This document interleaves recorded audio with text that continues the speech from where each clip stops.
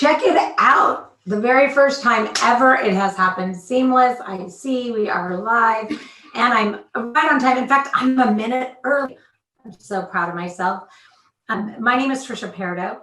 If you don't know who I am, I'm a master addictions coach, a recovery lifestyle enthusiast, a recovery lifestyle speaker, and an active participant in my persistent pursuit of healthy living and what that looks like, feels like, and means to me, as well as to each and every single one of you who come to take the journey with me. So with that said, we've been talking a lot this month about what whole health really looks like. We've been, focusing on a lot of different topics, and I want to make sure that we are keeping in mind all of the categories that a real life balance entails. And if you know me, you know that this is at minimum 8 primary categories with 6 subcategories. Bless you, Melissa. And how important it is that we define each category for ourselves as it speaks to us, because no two beings are alike. What works well for me may not work exactly for you. So therefore, learning to add, edit, delete, and make it your own is probably the most effective skill set and tool that I teach. And we will be focusing on that heavily in June, along with other really interesting and I know intriguing things that a lot of people have been asking me about, such as what's the difference between sober curious, sober, and sober conscious. And so some of what we're going to talk about today kind of feeds into that sober conscious realm. And I'm going to start by, mentioning about my own personal awakening. Right. So first off, there was no big rock bottom. And for me, what it looked like was very physiological in my final, exit from, utilizing and relying on chemical substances and man-made prescriptive medication to bring me peace, comfort, joy, relief. Certainly, we can always go back and revisit the first 25 of my years and look at some of my truly dysfunctional reliance on things to self-soothe. But for me, and in this space, I think it's really important because I talk all the time about what it is that we put in our body. So if we're constantly relying on, that 800 milligrams of Motrin every morning, just in case we have aches and pains, or just because we wake up a little creaky, I mean, we are all getting a little bit older. So, if we're constantly reaching for, say some pill, some medication, some substance, whether that's food or mind altering in nature, how effective is that? And are we making the right choices? Because it's true, if you've got a migraine, there's, I get it, that's debilitating. And so sometimes, yes, we have to rely on things. I definitely can say I have a propensity to have migraines, and I do have a prescription on hand in case I need it. However, in my persistent pursuit, I've made it a mission of my own to identify some of those things that contribute to that type of inflammation, that specific inflammation, so that I can avoid it at all costs. The same goes with the spikes and the crashes of sugar, which just feed my sugar addiction, but also prompt me towards some of my more addictive behaviors, such as the use of alcohol, and so on and so forth. And so, this drive, this willingness that didn't have some rock bottom other than physiologically not functioning appropriately and getting to a scary place where I could feel my liver working, because I was that person that got up every day. I took 800 milligrams in the morning just in case, or so that I wouldn't feel physical body pain due to autoimmune disease. And I got up every day and I took a Xanax just so that I wouldn't have anxiety from the coffee that I was drinking in the morning, because I thought that's what was prompting it, and I relied on, alcohol to manage and maintain just everyday stressors. And so this was like a constant, it was a routine. It was a habit, right? And we can live without habits.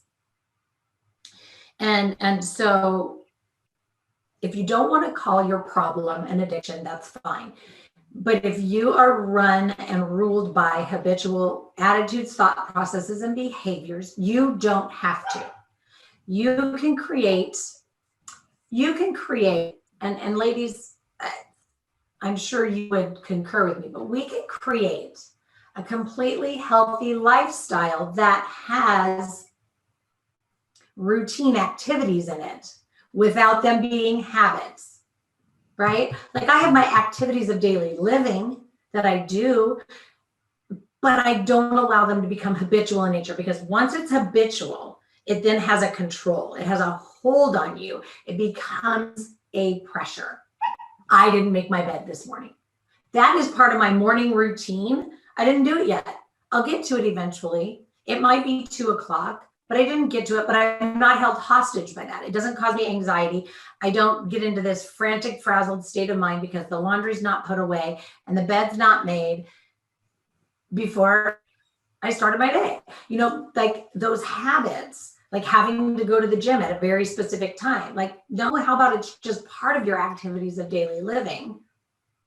And we become flexible, pliable, bendable, and allow ourselves to shape shift with whatever's happening in our environment, in our minds, in our hearts, in our guts, in our soul.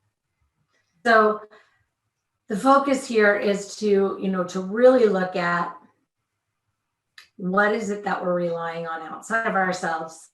How can we master the dropping of habits that hold us hostage and create a healthy, highly functioning lifestyle in our active, persistent pursuit of health, right? Mental clarity,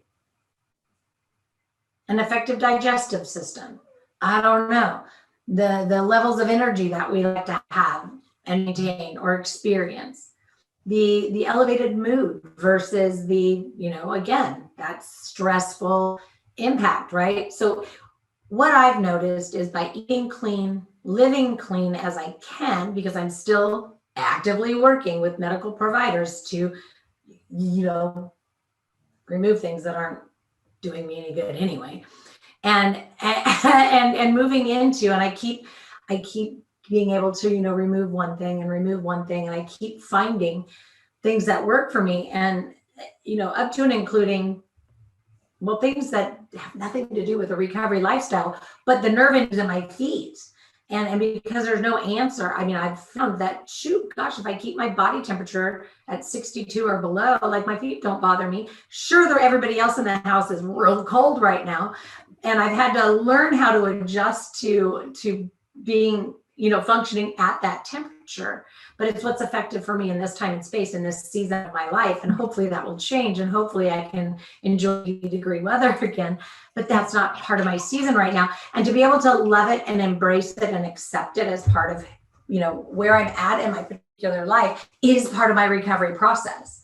Because past me would have got all stressed out, irritated, agitated, annoyed, frustrated, and began reaching for anything chemical in nature to fix it. Anyway, so I want to, you guys all met Melissa and Erin last week, and I'm so thankful that they're here to continue that conversation of how we can generate a balanced life that is centered around whole health, mind, body, spirit, as well as those things that we're going to need later in life, like our bank accounts, life insurance, health insurance, all these things that we don't think of and take for granted because we're employed and have full benefits or whatever it is, right? So with no further ado, I'd love, Melissa, for you to share with us, one, for those folks that are in, say, a recovery process, whether that's from alcohol or food addiction, or just even some other form of addictive process where the brain firing is having to be caused to shift. What are some of those very helpful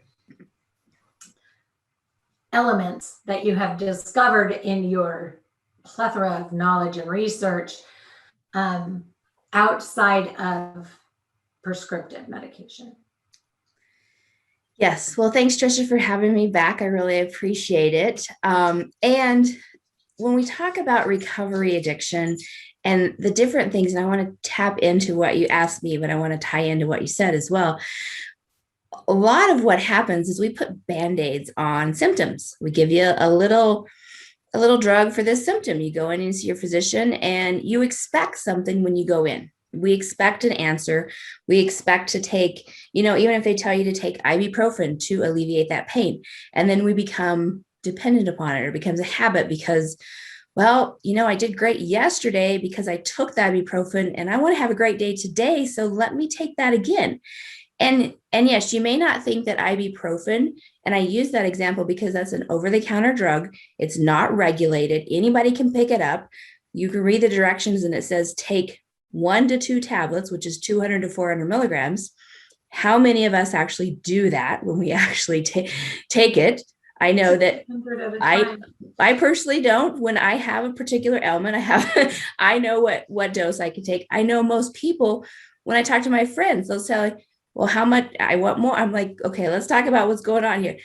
But it becomes that habit that we don't need it. It's there when we do, but it shouldn't be something that we do on a daily basis to take that particular over-the-counter or even some of the prescription things. And what happens when you become addicted to something, whether that is sugar, drugs, alcohol, any number of things. It can be different things. And there's diagnoses that come up with those certain things. And I'm not here to diagnose. But what happens is that some of those addictive behaviors can actually cause your body to not absorb the proper nutrients that you might be thinking you're eating. Sometimes you may even be malnourished because of the addiction that you have. You may not be hungry, or you may be overeating. And those are all things that can happen with that particular addiction. And as you're coming into recovery and you've realized and you're like, you know what, I'm giving this habit up. I'm on the right track. Well, your body's been depleted of some of these essential vitamins, essential supplements, we'll call them. And you may not be able to absorb them from eating a healthy, whole food or clean diet. You start with that. Absolutely. You start with that. You might need a little help. And some of those things that there's probably 25 or 30, depending upon where you're at in your recovery and which particular addiction you're recovering from. I'm going to hit on some of the ones for alcohol because it's kind of universal. People understand that a little bit more. And so with that, your body is typically depleted of your B vitamins. And your B vitamins, which are very essential, very, very essential vitamins that help your brain function, your nervous system function. They help a lot of different processes within your body. A lot of your B vitamins turn your food into energy, to give you energy to move, to give you energy to eat, to sleep, to do all of these different processes. And without those essential B vitamins, your body's not getting back into a good state. And I know, Trisha, you talked last week about people that wanted to start right away into an exercise routine, because after recovery, I caution you, please be sure that you get checked out and cleared before you do that, because your body is depleted. It could be dehydrated. It could be depleted of other things as well. Oftentimes, alcohol can deplete zinc from your system. And if you don't have enough zinc, well, what happens is you get anxious, and that can start the spiral again, because now you're going, well, should I have given that up? Should I not given that up? And so some of these are simple. B vitamins, zinc, those are easy to find. I caution you, because I always caution, good quality supplementation. Don't just pick up what you see on the shelf at the box store or the drugstore. Most of them are not high quality supplementation. You might not even be getting what the bottle says. So you want to talk to me, talk to Trisha, so we can get you good quality supplementation. That's very, very key. The other big one is vitamin D. And vitamin D, you're not able to get your vitamin D absorbed. And so you need that extra vitamin D, because without vitamin D, guess what? You're not absorbing calcium. And without calcium, your bones can become more brittle, and you could potentially fall down, leading to more harmful things like broken bones or accidents. And yes, I don't mean to scare you, but I mean to scare you, because I want you to know the truth, what can happen. And on your recovery process, we want to support you. So when you go and you decide and you need the support, you need support all around, whether that's supplementation, that's mental, physical, emotional, all of these things, you're being supported by these things. So that's a couple of them. I could talk about more. I don't want to take up all the time.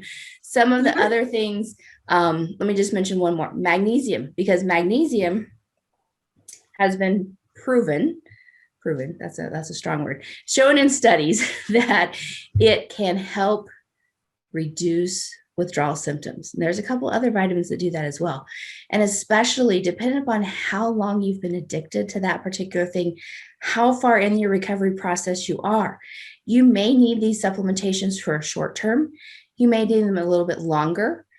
Your recovery process is almost a lifelong process. You can stop the habit, but you've got to recover from that. And then there may be triggers that you might need to find a way to handle. And then you might have to recover from them. So it's a lifelong journey to do this. And we want to support you in that whole body process of recovery. I love, you brought up the easiest ones to think of, right? The B and the D for me. Those are easy for me because you know what, when we're in a recovery process, it's not like we're feeling good, like we want to be outside and get it from the sun. What a lot of people don't understand is our food is not D rich, right? So it's not D vitamin rich. And so that is one that you want to keep up on, especially in those winter months. People go, I've got, seasonal affective disorder or depression. And sure, that's a real thing, but you're also probably very low in D, if not depleted or, wiped out of it.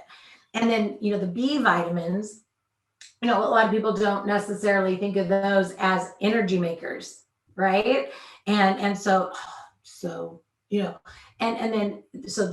was super interesting to me because I don't think that's one that was on my list, because I have a list of the ones that are, obviously for, alcohol, opiates, depression, anxiety, right? And so, so the zinc was interesting to me. So I'm going to, check into that. I always get my minerals checked every 6 months. So I know if there's something that's depleted, and luckily for me, generally I'm not. And then what was, the zinc, the B, the D. What was the last one? Magnesium. Okay. So, and I love that you said, and I don't know why I didn't think of that one, because it was the one that made me go, huh. So for me, you said, lifelong, right? So first, if we rewind back, right, physiologically for me, the whole story of what took me out was a prescribed medication for this anxiety, right? Regardless of the fact that I was an open daily drinker and the lack of awareness surrounding the synergistic effects of the two together combined, and how that looks over time, and how that for me spanned over 5 years before it completely was derailing for me, right? I could never get control over my anxiety. And I didn't really understand why I was having so much panic and anxiety. There wasn't anything wrong in my life. The kids were all healthy. We had moved through so many things. Anyway, that's not what this is about. But what I understand, one of the first things that I learned was that physiological effect, that thing. And so it was the first class I took. It was the first thing I studied, and I became so interested and intrigued. We will have lots of conversation on it in June, and our contents on our blogs and our newsletters, just to bring some more awareness. And I'm probably going to, pull Melissa in to help with that content. She doesn't know it yet. Anyway, so fast forward, and here I am. One thing, you remove that alcohol and your anxiety is going to plummet if it doesn't go completely away, because for a lot of people that anxiety is substance induced. And if you think about what alcohol truly is, it's a depressant with a boatload of sugar. And and what does that do, right? Like that what does that do to your nervous system, just the sugar alone? And I'm keeping this real unscientifically spoken about on purpose. But so we have that. And then you have this man-made, mind-altering chemical substance to mask. I love that you brought that up. Mask the anxiety that does nothing whatsoever to contribute to your ability to actually sit in, identify, look at, face head on, and move through whatever that is that's making your head spin out of control, right? Because usually it's just, I'd say 90% of the time, it's just a story you're telling yourself in your head that you don't have the wherewithal to slow the spiral, right? And I know this because I've lived it.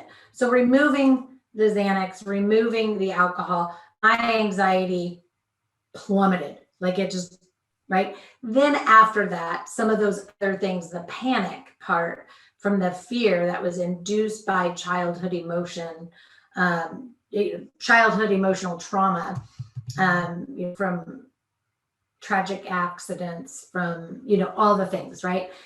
Those things I had to learn. I had to learn how to be in today and not bring that all with me into today. I had to learn how to put it behind me. And we can do this with other supplements, such as ashwagandha.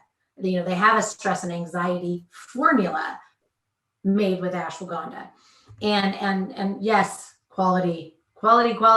Let's make sure it's a good one, right? But so for me, lifelong, I get up every day and I take ashwagandha. I take magnesium twice a day. I take folic acid. I take B vitamins because I can feel now inside of my own system when I am in need.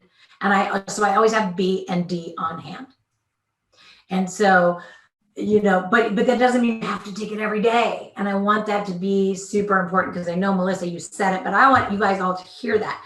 If we're eating clean, whole foods, healthy,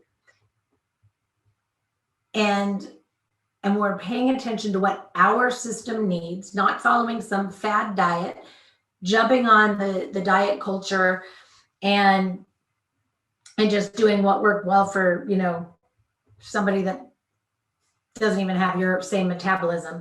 If we're eating right for ourselves, and we've done this through trial, error, investigation, logging, journaling, and being an active participant in our health and well-being, then we won't need those supplements as often, right? Right. So I want to take this into kind of a step deeper, because you brought up that level of activity, right? And you brought up your body's not absorbing, it's not metabolizing, it's not these things. So when we talk about those two things, we're talking about having the capability of metabolizing. Insert, my liver wasn't completely functioning properly. Insert, gastritis, gastroparesis, all the things that were causing digestional issues from autoimmune issues, but also, years of putting a bunch of garbage into my body and expecting it to function well, right?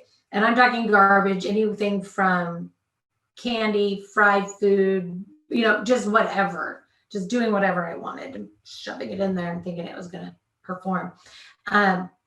But, then making that shift, and it's something that we need to, gain some knowledge from, or reach out and rely on the people that do know. Anyway. I would say one of my goals is to educate. And so I want to empower you to gain knowledge on your own and do that, yes, by reaching out to somebody who's a good quality source, because just like supplements, what you find on Google and on the internet, not everything is legit. And so you've got to be cautious of where you get your information, where you source your information. I mean, think about newspapers that have their source. You've got to make sure it's a good quality source, whether it's what you're putting in your body knowledge wise or supplement wise or food wise. So it all ties together. Absolutely. And I think it's important that we say this, and you'll probably agree. Once you've found something that works and you're in your good rhythm, you're in that sweet spot, right? Like you've got the dietary practices, your recovery process is going well, your blood labs are coming back, solid and good, and you're not seeing that, you're depleted in nutrients. You are getting most of what you need naturally from eating close to earth and those things, and you're adding the right supplements in when you need them. Doesn't mean that it's done. It doesn't mean it's over. That doesn't mean fall into this epitome of this is what I'm going to do the rest of my life. This is what my body's going to need for the rest of my life. Because guess what? If you're 30 to 45 years old or 25 to 45 years old, you're going to go through at least, so say you're 25, check again at 30 because something's happened in between, especially if you're a woman. I'm sorry. And then, make sure you're checking, like I personally, again, I check every 6 months, like if I haven't already come up with a need to take a look at what's going on, because my body's constantly changing. It just has a propensity for autoimmune issues, and they don't seem to want to stay in one place for any significant period of time. They just shape shift, and it's whatever, and it's something that's unique to me, and whatever. So it makes me have to stay super active. But don't start something now at age 30 and think, and then come to me at 55 and go, I don't know why this isn't working for me anymore. It's been working for me my whole life. Well, no, it probably stopped working for you a long time ago, because it's just like, well, let me think about that. let me come up with that thought, right? So it's just like, one beer, or your first time you have a beer, it gives you a buzz. And then you have another beer the next day and the next day, and eventually it's not doing anything for you. So that can happen with the good stuff too, right? Like you're just taking it to take it. You don't even need it. So it's just sitting there doing nothing. Why? Or, things have changed and you need more of something, or you need something different. You don't need that. Anyway, you've got to always be willing to grow, change, shift, morph along with your body, which means what? You've got to be an active participant. And so don't just say, well, I've always done it this way, so I'm going to keep doing it this way, and just run your life on autopilot. It's just not effective. Does that make sense?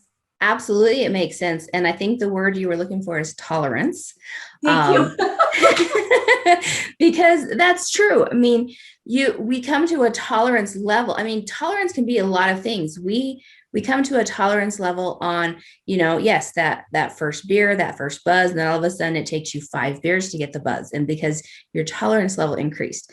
It's the same thing with supplementation. It's the same thing even with, how tolerant are you with putting up with your child screaming? I mean, that's another example of how long do you allow that to happen before you're like, okay, I'm sorry, that just came to me. I was like, I don't know. No, that's a perfect one. But it's a tolerance thing. And you either get used to it, your body does, your mind does, whatever. And then you need more in order to do the same type of activity. And our bodies, especially as women, we have hormones, men do as well, that change throughout the life of throughout our lifetime. And there's different periods of our life where, between your teens and your 20s, there's a different hormonal shift than in your 20s and 30s. And then in your 40s and 50s, there's another hormonal shift. And then after you're 60, there's different shifts.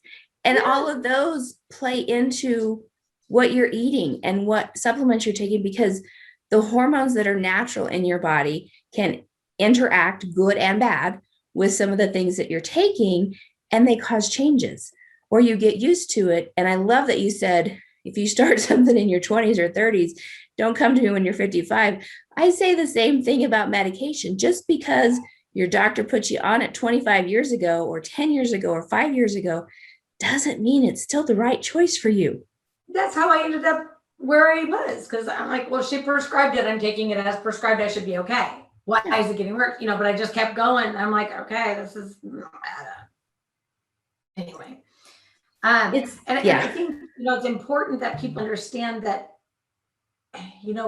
even the numbers that we're throwing out are really irrelevant. I went through menopause in my 20s. I was postmenopausal by the time I was 30.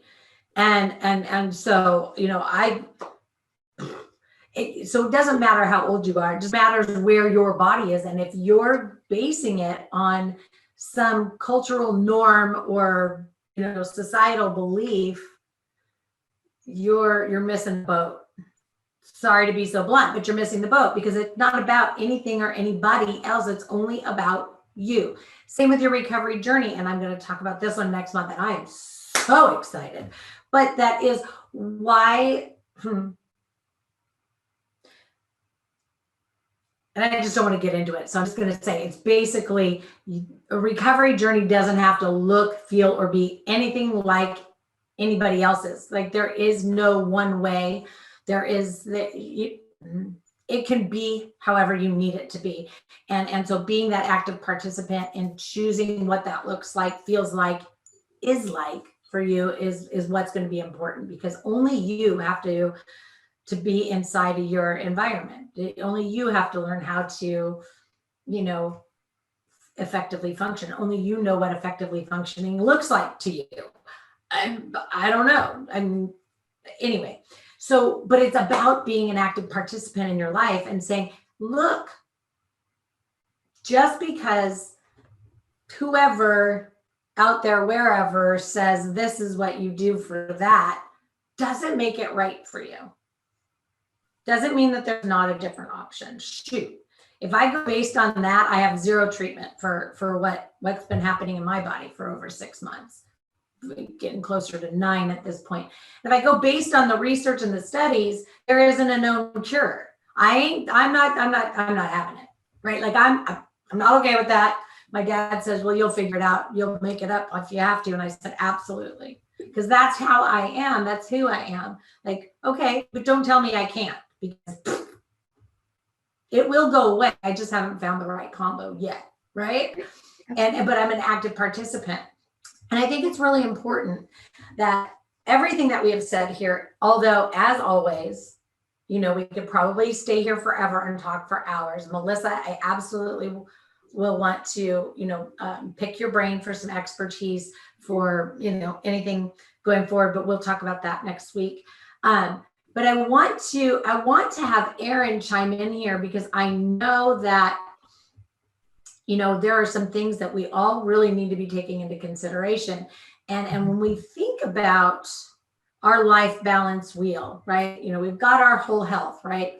Mind, body, spirit, and there's 6 categories. We don't need to take time listing these things out. If you've been listening long enough, you know what they are. And if not, send me a direct message.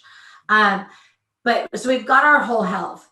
We've got, our social health. We've got our developmental health. We have our family health. We have our spiritual health, right? But we also have our professional health.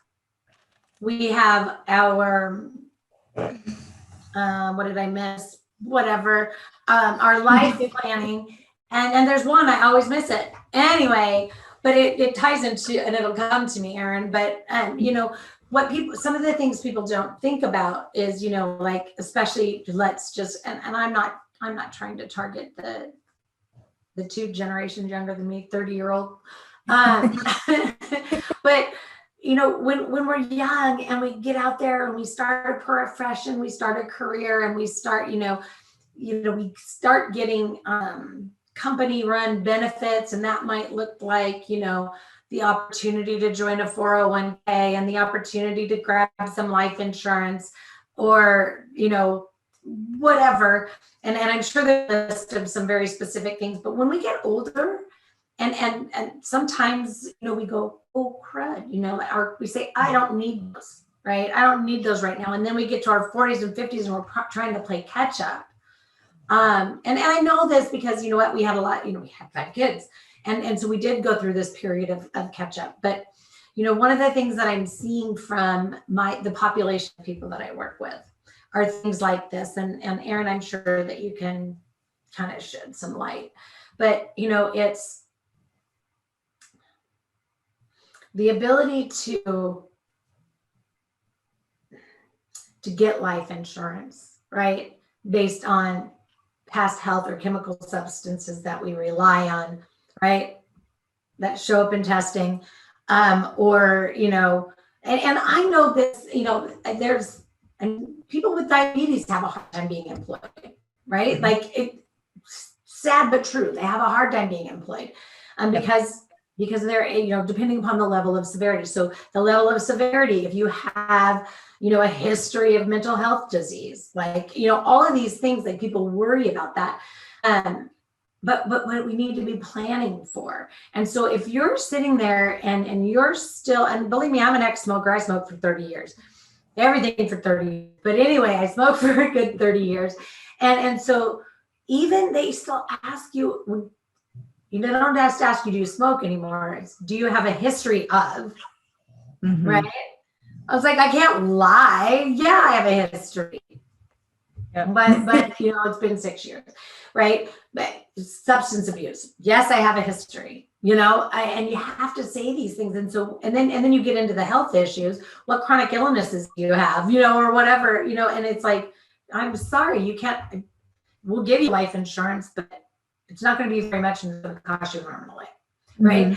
And I see so many people that, quote unquote, are trying to create a healthy lifestyle and put things on track and get it back going.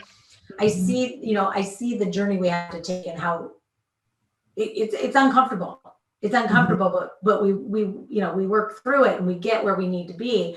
But anyway, shed some light. Tell people why now is the time. Absolutely. So yes, you hit on several good points, and my advice is the best time to get life insurance is right now, wherever you're at. If you are a young person who is just starting out in life, that is actually the best time to do it, because you haven't lived your life yet. You haven't had certain situations come up yet.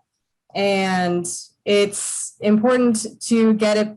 The best time to get life insurance or to have any sort of protection is before you need it. Just like car insurance, you buy car insurance for your car. Most of the time you don't use it.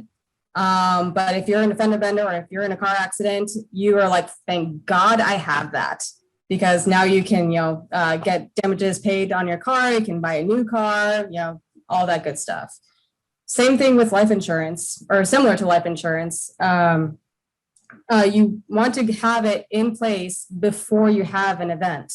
There are things like, chronic illness riders that, you can add to a whole life policy.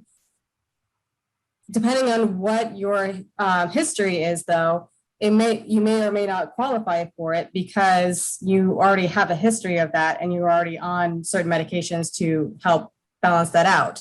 So it's always better to get life insurance before you need it. Just like, don't cash it out.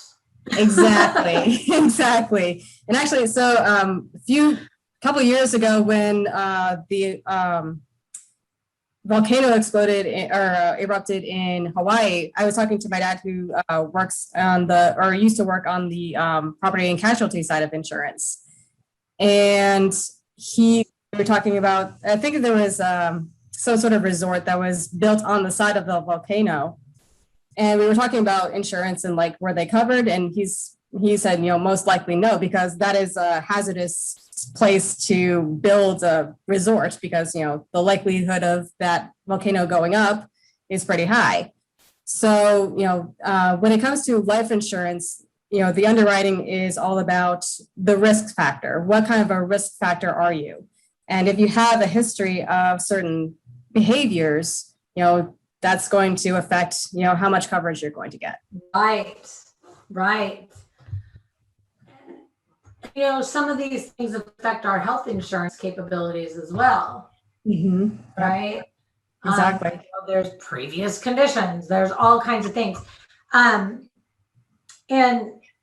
so I think it's truly important. All of the things that you're talking about are very important when it comes to learning, right? So this falls into our development piece of life balance, right? Like we all need to know certain things. And so some of that, goes over into that category of profession, work, like, because we all have basic needs, right? Maslow's hierarchy of needs, everybody's got to have food and shelter, right? Correct. Yep. Bottom line, we got to have food and shelter, but we also need healthcare. I mean, anybody can look around the country and know if you don't have healthcare insurance, like your ability to be able to do some of these things that, like Melissa and I are talking about, are slim and none. Yep. Right. Absolutely. So, we want to be mindful of that as well, because that all goes together.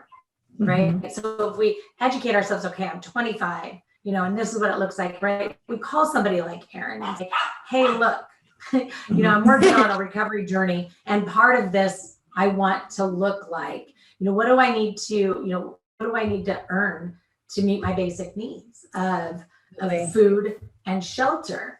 And then what do I need to do so that I can afford education, so I can work on my development, right? Yes. So that I can get to a place that I can become employed somewhere that is going to offer me wonderful things like a 401k plan, full medical benefits, yada, yada, yada, right? Like it doesn't just happen, guys.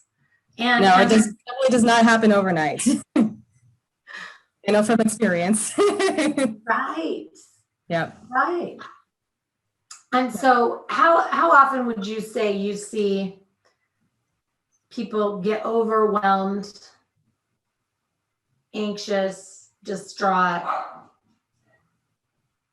and just give up?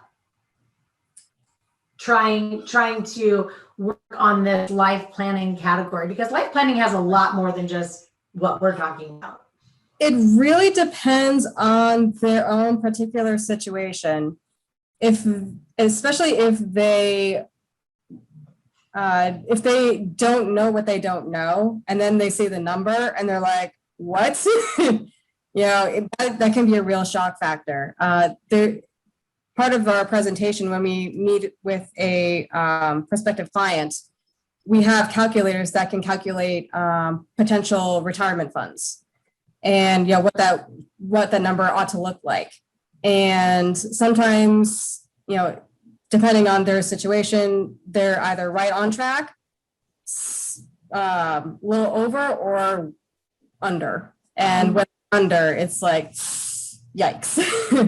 And that's one of the things that really breaks my heart, because, especially if they're older, they had certain assumptions, certain expectations, like, maybe they just thought, oh, I'll get to it later. I'll get to it later. I'll get to it later. And now it's later, and it's, it's harder to pick it up. Well, I think we all know why that happens, right? Because we put far too much importance on celebrating, fun, right? I mean, literally, I've had, over the years, I've had many clients like track how much they save just by removing their alcohol, and not even all of them remove it 100%. Some of them, just are like, what, I'm still gonna want to have, my glass of wine when we go out to dinner at a restaurant, whatever it is. But they still are able to look at that huge number of savings when they remove the alcohol, they remove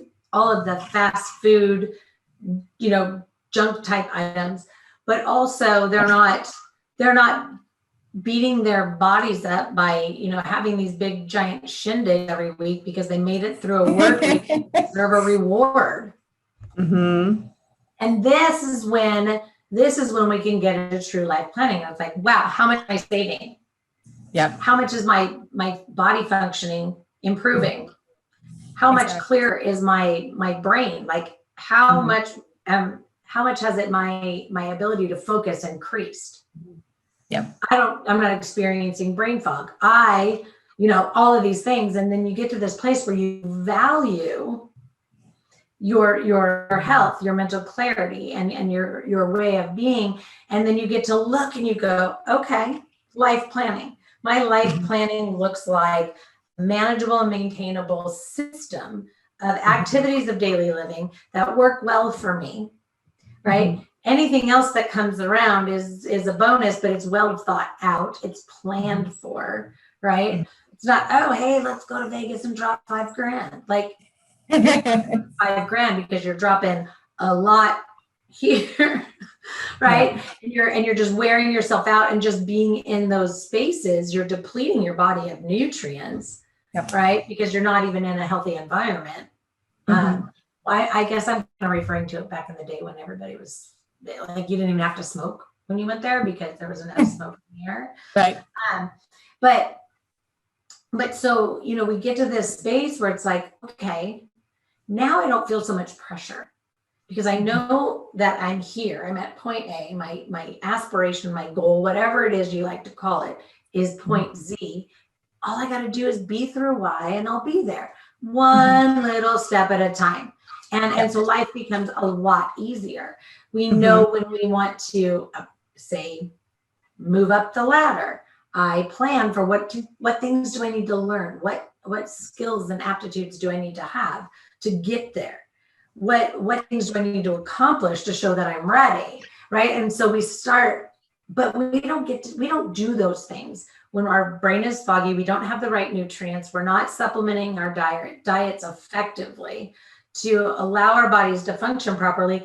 What do we do instead? We're irritated, agitated, annoyed, anxious. We're comparing, right? And we're standing around the water cooler with our bag full of pasts,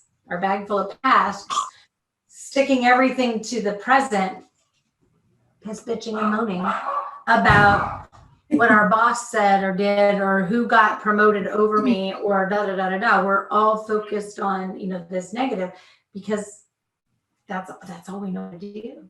That's what's totally agree. Yep. And actually just going back to the basics, I like to say, like money, your healthy lifestyle has a budget as well. And if you squander that budget, you're not going to have enough, when the check comes due, or the bill comes due, you're not going to have enough to pay it forward or pay it up. So, a lot of people see a budget as, a bad thing, like, oh, you're constricting me, you're limiting me. But it's actually a good tool to tell you where your money's going and how much you have in there. So if you want to party, make sure you have something in there that says party, and you can, go for broke. I like to just take the word for budget out altogether, because everybody hates the budget. Oh, yeah. Why I call it aspirations instead of goals, because I don't even like the word goal. It's pressure filled, right? So budget, that feels restricting. We don't like the adjective, pick a new one. Yep. Might as well. Yep. Pick a different adjective. Exactly. Right? Yeah. Yep. Whatever fits for you. I had one. I had a good one. I lost it. It's midday. It's time for food, which is something I wanted to bring up. And this is probably a very simplistic way of illustrating what we were talking about earlier with Melissa about tolerance, right? Or something no longer working in your system, and how you can really truly learn to listen. Everybody that knows me knows I love probably too much. I love apples and nut butter. Ooh, right. Actually. And yes. And so it's, I'd say for a lot of the days out of the month, it is a primary thing that I will eat. However, if I have an apple with some nut butter and unexpectedly or uncharacteristically have bloat, abdomen distension, or a very heavy, sluggish feel, I know I need to take a break from that for a few days. But more so, what is my body telling me? It's telling me I've had enough fiber and I've had enough healthy fat. And that prompts me to look at everything else. And then I can get back to having one of my favorite things a whole lot quicker. Because then I go, pros and cons, what do I want? I really want to be able to eat my apple and nut butter in the middle of the day. So I'm cutting back on the avocado smoothies in the evening because avocados, I mean, both super healthy items, but for my system, having an avocado and peanut butter protein, because I like peanut butter, right? So I'll have a peanut butter protein. It's just the powder. So it doesn't have all the fat. And then I'll have that mixed with ice, non-dairy milk and some frozen avocado. And I've got yay, like this real thick, creamy, treat that's healthy. But if I'm having that and apples in the same day, it can often be too much for me. It's too much fiber. It's too much fat. And I have to, so I have to start spacing it apart. Right? We have to be able to listen. And when you get that good at hearing your body, sometimes I notice halfway through the apple and I put it in a Ziploc bag and I put it away. And I'm like, oops. Oh yeah, I forgot I had, A, B, and C. And sometimes that just makes me put one of my 7-day food mood logs or journals out on the counter, and just even putting it out for me prompts me. But that's how much we want to be paying attention. You're 25, 30, 35, 40, and you're sitting around and you're like, I want to, be a millionaire. I want to earn $1 million a year. If that's an aspiration for you, cool beans, but you can't live the lifestyle of somebody that has no desire to save money whatsoever. Yeah, exactly. It doesn't work that way. And believe me, I'm guilty of spending every penny I make. 100%.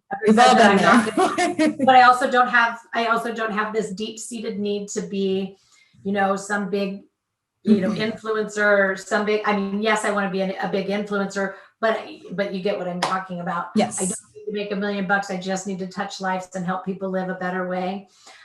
And so for me, it's not, driven that way. But I have a plan.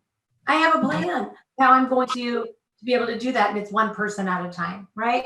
But other people, you can't envy, you can't compare, you can't covet, or, whatever it is that you do with these big, public figures or whoever it is that I want to be just like them and I want to have this and I want to have that. If you do, you better be ready to put a serious action plan together. And that takes having a balanced life and making sure that the development, the social, the professional, that all the things are filled and functioning well, which includes proper sleep, proper nutrition, proper supplementation, proper, relationships with medical providers, and I could go on and on and on. And none of that is going to happen if we're putting alcohol and crap into our body. Think about it. You have a Lamborghini and it calls for super unleaded, fuel, and you put the bargain 87, it's not going to run so good, right? Like you're going to notice some performance issues. If you put diesel in it, you're really going to notice some performance issues. And hey, guess what? If you put latex paint or sugar in the tank, it's really not going to work well for you. So why do we treat our bodies any different? Why do we treat our life plans and goals any different? Value them. Make them a reality, but you can't do it sitting on the couch trying to manifest it into existence. Manifest it into a plan of action and get into a persistent pursuit. And I just do one step at a time. Anyway, ladies, you're amazing. Please, your closing, whatever you want to say as we leave this space. I just appreciate you so much. Absolutely. Thank you so much for having me on this, on your webinar. Again, this has really been an exciting event for me. Thank you. Don't take off. Wait till I turn off the live. Same for you, Melissa. Anything you'd like to add? Yeah, I just want to say thank you for having me once again. And I look forward to being an expert further. I heard that. So, and just remember, everybody who's watching, what is your health worth? Mm-hmm. Because that is huge. And I can tell you from a personal experience, I had to answer that question about 4 years ago. And I chose a path that was different, that brought me here. So I'm here with you guys now and helping make a difference in the lives of everybody and still saving lives. So just ask yourself, what is your health worth? You know, we take care of our cars, we put brakes on, we put new tires on. Think about your body. Absolutely. That's And beautiful. just a little reminder here, guys, we're not giving medical advice. I have walked this journey. I've walked a long, rough one for 30 years. I've had to, move through a lot of things to get where I am. And really what we're trying to do here is be facilitators of bridging the gap of where you are and where you want to be. So you don't have to sit, wallow in and dig your way out. You are still going to have to sit in and move through some uncomfortable, like change.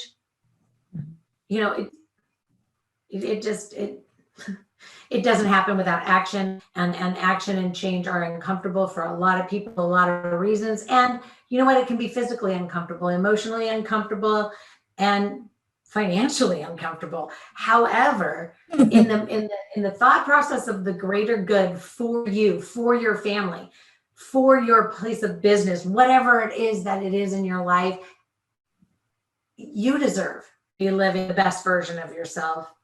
Your family deserves to receive the best version of you. Your employer so desperately wants to experience the best version of you. And if you are a service provider or somebody just like us and you're struggling, because guess what? We know you're out there. You know what your problem is. You just aren't willing to be transparent enough, right? Like, I get it. It's scary. None of us want to admit, but I got my own coaches. I got my people I go to. Some of them are on the screen. Some of them get invited in, right? Anyway, none of us need to walk it alone. Don't choose that way. Anyway, but again, this isn't medical advice. We'd be happy to connect you either with somebody that we know, trust, and like, or give you the direction that we've already learned and know to be true. Anyway, thank you, everybody. We will see you next week. We are talking about codependency. So this one's going to be still in that same life balance perspective, but we're going to dive into that, deep emotional, codependent, inappropriate attachments. So I can't wait for that. And we will see you then.